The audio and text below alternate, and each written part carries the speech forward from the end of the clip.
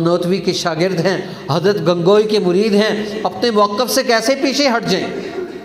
انہوں نے یہ بات سیکھی ہے، کہتے ہیں گرم سلاخیں کر کے، روز گرم سلاخیں کر کے حضرت شیخ الہند رحمۃ اللہ علیہ کی پیٹھ کو داغا جاتا، پھر آپ کو کہا جاتا آپ فتویٰ دے دیں، انگریز کی مخالفت چھوڑ دیں، اس کے نظام کے خلاف بولنا چھوڑ دیں، اس کے خلاف آپ کام کرنا ختم کر دیں۔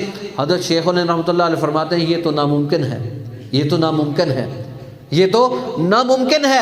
کہتے ہیں نیچے کولے بچھائے جاتے، انگارے بچھائے جاتے، کوئلے بچھائے جاتے، ان کو دہکایا جاتا، دہکانے کے بعد حضرت شیخ الہند رحمۃ اللہ علیہ کو ان دہکتے ہوئے کولوں پر الٹا لٹا دیا جاتا۔ آپ کے جسد اطہر سے جو خون اور پیپ نکلتا وہ ان کولوں کو ٹھنڈا کرتا۔ اس بنیاد پر انہوں نے قرآن کو آگے لے کر کے، قرآن ویسے نہیں آیا اور